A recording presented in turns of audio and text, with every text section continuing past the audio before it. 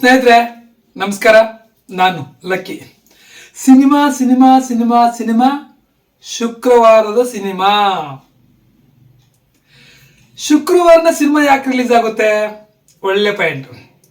ಶುಕ್ರವಾರನ ಯಾಕೆ cinema release ಆಗುತ್ತೆ ಅಂದ್ರೆ, ಶುಕ್ರವಾರ ಲಕ್ಷ್ಮೀ ದೇವಿಯ ದಿನ,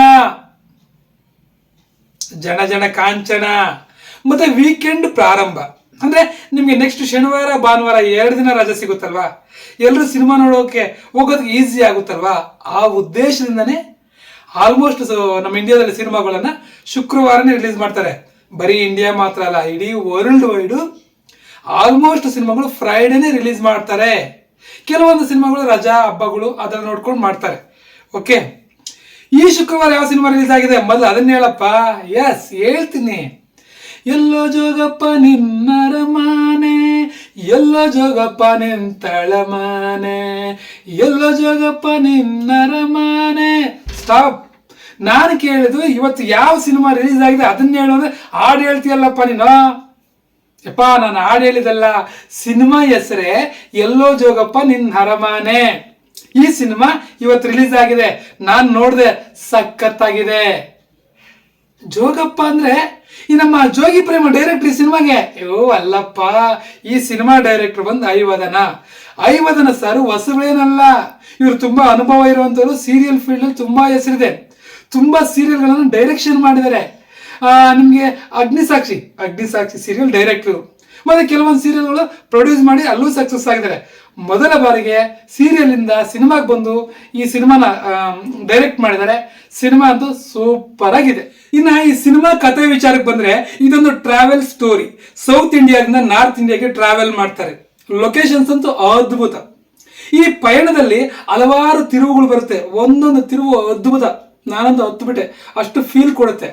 ಮತ್ತೆ ಸಿನಿಮಾ ನೋಡ್ತಾ ಇದ್ರೆ ನೋಡ್ತಾ ನೋಡ್ತಾ ನೋಡ್ತಾ ನಾವೇ ಕಳೆದೋಗ್ಬಿಡ್ತೀವಿ. ಇದು ಸಿನಿಮಾನೇ ಅಲ್ಲ, ರಿಯಲ್ ಘಟನೆ. ಆ ಕಥೆಯ ಪಾತ್ರಗಳಲ್ಲಿ ನಾವು ಒಂದು ಪಾತ್ರ ಆಗ್ತೀವಿ. ಅಷ್ಟು ಚೆನ್ನಾಗಿ ಡೈರೆಕ್ಟರ್ ಸಿನಿಮಾನ ಕಟ್ಕೊಟ್ಟಿದ್ದಾರೆ. ನಿಜವಾಗ್ಲೂ ಅದ್ಭುತ.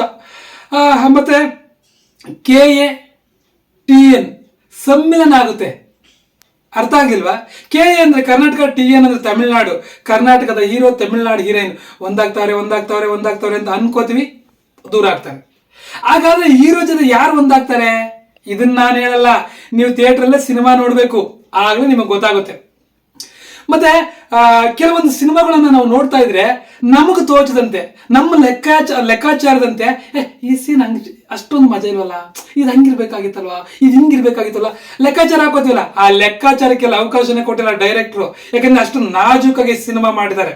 ಓಕೆ, ಮತ್ತೆ ಹೀರೋ ಅಂತೂ ಅದ್ಭುತ. ನನಗೆ ತುಂಬಾ ಇಷ್ಟ ಆಗೋದ ಹೀರೋದು 2ನೇ ಸಿನಿಮಾ ಅಂತ ಇದು. ಎಷ್ಟು ಜನ ಆಕ್ಟ್ ಮಾಡಿದಾನೆ ಹುಡುಗ ಅಂದ್ರೆ, ಥ್ರೂಔಟ್ ಸಿನಿಮಾ ಪರ್ಫಾರ್ಮೆನ್ಸ್ ತುಂಬಾ ಚೆನ್ನಾಗಿ ಕ್ಯಾರಿ ಮಾಡಿದ್ದಾನೆ. ನಂಗೊಂದು ತುಂಬಾ ಇಷ್ಟ ಆಯ್ತು ಹೀರೋ ಪರ್ಫಾರ್ಮೆನ್ಸ್.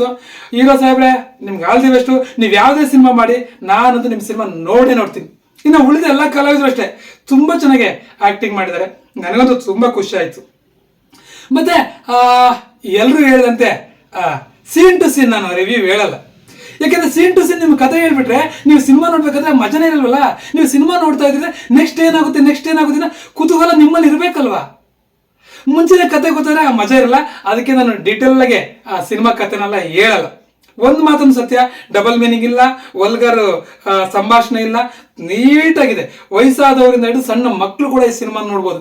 ಮಕ್ಕಳು ತುಂಬಾ ಎಂಜಾಯ್ ಮಾಡ್ತಾರೆ, ಯಾಕಂದ್ರೆ ಲೊಕೇಶನ್ಸ್ ಅಷ್ಟು ಚೆನ್ನಾಗಿದೆ. ಇನ್ನೇನು ಹೇಳಿ?